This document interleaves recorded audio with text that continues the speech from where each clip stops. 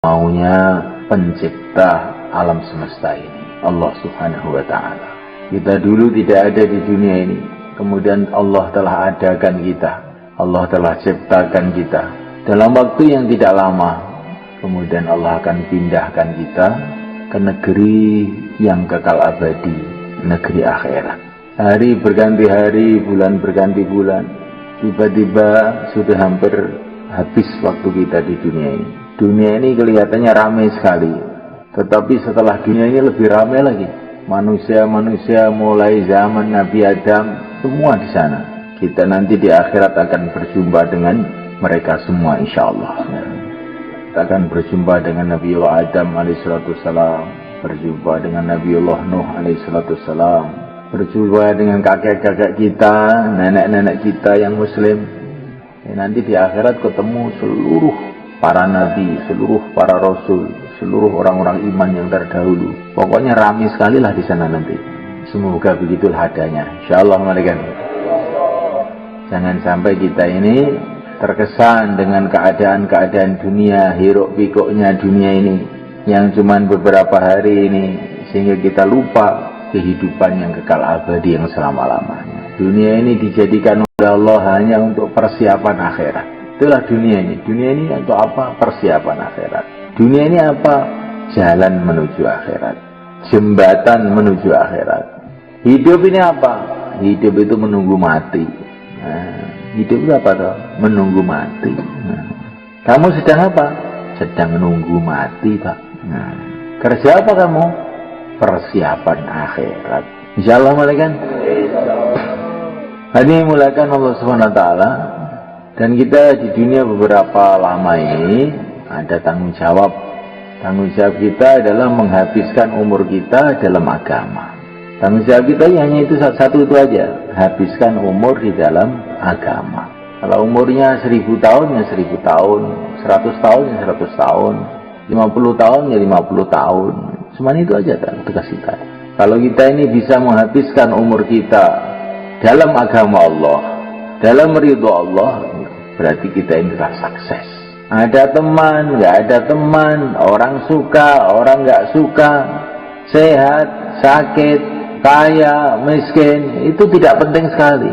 Yang penting itu habiskan umur dalam ridho Allah, dalam agama. Setelah itu masuk surga. Nah, sudah.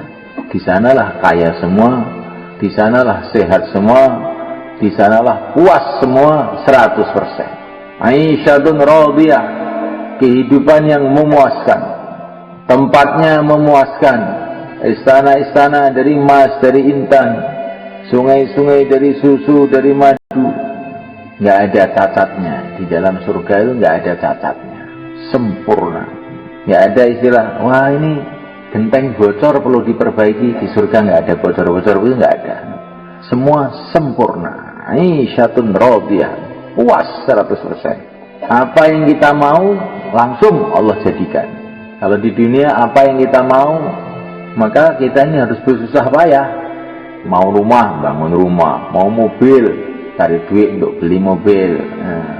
Di dunia ini maunya tambah banyak, susahnya tambah banyak jadinya itu. Maka penyelesaian masalah dunia itu satu aja, jangan mau, sudah selesai. Kamu mau mobil, nggak mau, sudah selesai. Kalau mau, dan ini masalah nanti. Kalau cari ini, cari itu. Tapi kalau di surga, apa yang kita mau, Allah jadikan. Apa yang kita minta, Allah datangkan. Semoga kita dimasukkan ke sana. Ya. Badannya memuaskan, kuat, kokoh, besar, tinggi, ganteng. Sinar wajahnya ahli surga itu bisa dilihat dari jarak 1000 tahun perjalanan. Saking bercahayanya, nggak ada sakit-sakit lagi, sehat 100% selama-lamanya. Hatinya gembira, nggak ada susah-susah lagi selama-lamanya. Temannya memuaskan, temannya adalah para nabi, para rasul, para wali-wali Allah. Biasanya saya itu berteman dengan santri yang ngantuan seperti kamu, ya. Nanti di surga itu temannya itu para nabi. Enak kira-kira. Kayak apa tuh berteman dengan para nabi? Seorang ulama mengatakan, saya itu di surga itu yang saya pikirkan itu satu aja, mau berjumpa sama Rasulullah. Yang lain-lain itu nggak begitu penting sekali. Saya akan tanyain dulu masalah-masalah agama yang belum tuntas dibicarakan para ulama ini, mau saya tanya langsung sama Rasulullah itu gimana sih sebetulnya. Karena para ulama itu kelezatannya, kenikmatannya dalam ilmu. Itu ulama itu begitu ciri khasnya. Kalau berdagang, gembiranya kalau ada barang-barang murah dijual mahal, gitu. Kalau petani, gembiranya kalau melihat pertanian subur, hijau. Kalau ulama, senangannya itu ilmu. Kalau dengar ilmu itu langsung terbelalak. Yang tadinya mau ngantuk nggak jadi, itu ulama. Kalau ulama dengar ilmu ngantuk, itu bukan ulama itu, ngaku ulama. Seperti pedagang lihat barang dagangan nggak tertarik, itu bukan pedagang, itu petani itu. Insya Allah mulai kan. Kalau dai, gembiranya kalau melihat jamaah bergerak. Dai tidak ada jamaah bergerak diam saja, bukan dai itu. Jadi semulaikan Allah Subhanahu Wa Taala. Itulah tempat yang telah dijanjikan oleh Allah kepada kita. Maka apa yang harus kita buat supaya kita sampai ke sana? Ini yang kita pikirkan sekarang. Habiskan umur kita dalam agama. Bagaimana caranya menghabiskan umur dalam agama? Kalau kita membuat suasana perjuangan agama. Petani telah menghabiskan umurnya dalam pertanian.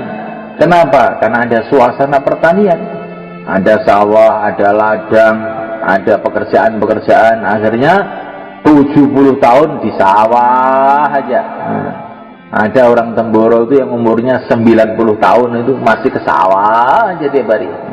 Karena ada suasana sawah.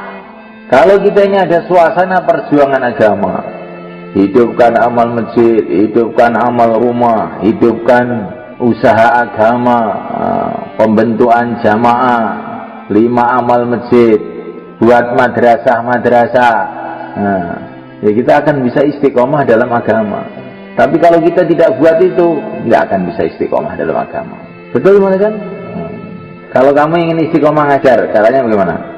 Kamu bikin pesantren, nanti kan istiqomah ngajar sampai mati kamu ngajar. Lihat kiai-kiai itu, nggak ada kiai pensiun loh. Karena ada suasana ngajar. Maka dia baru ngajar sampai mau mati masih ngajar aja. Maka kita ini perlu membuat suasana perjuangan. Itulah kehidupan yang telah dicontohkan oleh yang mulia Nabi Agung Muhammad SAW. Kehidupan beliau ini kehidupan perjuangan, bukan kehidupan santai, diam, enggak, perjuangan. Lari sana, lari sini untuk usaha menghidupkan agama.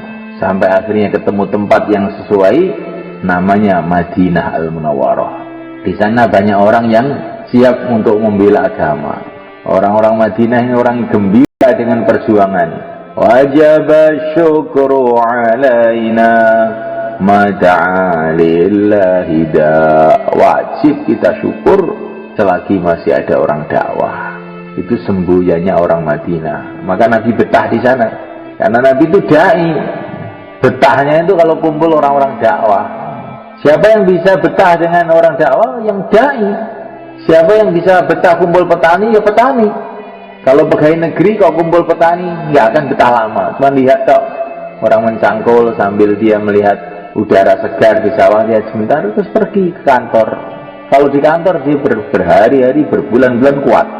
Karena dia ini pegawai negeri, bukan petani. Yang bisa betah di pesantren siapa? Ya santri. Namun karena Allah Subhanahu Wa Taala. Maka kalau kita ingin betah di dalam agama, jadikan diri kita ini dai, nanti kan betah dalam agama. Dengan izin Allah, dengan pertolongan Allah. Ini hari 17 Ramadan. Ini kalau di Mekah, itu biasanya di tempat guru saya, Said Muhammad, itu ada peringatan. Bukan peringatan nuzul Quran, peringatan hari Badar. Nah, 17 Ramadan ini perang Badar, di mana Allah telah mendatangkan pertolongan pada umat Islam. Sehingga tidak lama kemudian berbondong-bondong orang masuk Islam setelah Badar. Jadi semulaikan Allah Subhanahu Wa Taala. Ini Ramadan ini kita doa kepada Allah agar kita ini oleh Allah dibuka hatinya sehingga menghabiskan umur yang entah tinggal berapa hari ini nggak tahu untuk ridha Allah, untuk agama Allah. Insyaallah, Inilah pekerjaan yang terbesar. Tidak ada orang yang paling mulia, tidak ada orang yang paling cerdas, tidak ada orang yang paling berpengalaman melebihi yang mulia Nabi Agung Muhammad SAW. Ilmunya, kecerdasannya. Wa kulluhum min rasulillahi multamisun gharfan minal bahri aw rashfan minad diyami. Ini katanya Al-Busiri dalam Qasidah Burdah. Seluruh manusia itu, seluruh nabi, seluruh rasul itu bagaikan seciduk air dibandingkan lautan, kalau dibandingkan dengan yang mulia Rasulullah SAW. Ilmunya yang tertinggi, pengalamannya yang tertinggi, naik 7 lapis langit sampai Sidratul Muntaha. Pokoknya nabi kita ini nabi yang tertinggi segala arahnya. Setelah beliau ini dikasih yang tertinggi segala arahnya itu, terus hidupnya untuk apa? Dihabiskan untuk agama dan memperjuangkan agama. Assalamualaikum. Kita harus punya pikir, hidup sekali ini mau apa saya ini? Mau jadi presiden saya. Kalaupun jadi, itu kecil dibandingkan kerjanya Rasulullah SAW. Saya mau jadi raja, umpama bisa gitu ya, itu juga kecil. Itu nanti di akhirat itu semulaikan presiden-presiden itu malu ditanya itu. Kamu apa, kamu dulu di dunia apa? Presiden Indonesia. Berapa lama kamu jadi presiden? Kalau menurut ukuran sini berapa lama? 5 menit. Presiden kok 5 menit? Wah, apa kamu itu? Kamu itu ditipu sama pemilu kamu itu. Presiden 5 menit, presiden apa? Itu presiden ketoprak itu namanya. Kerja yang sebetulnya itu kerja agama ini semua. Kalau kamu, saya ini konglomerat paling kaya seluruh Nusantara. Harta kamu berapa? Kalau dihitung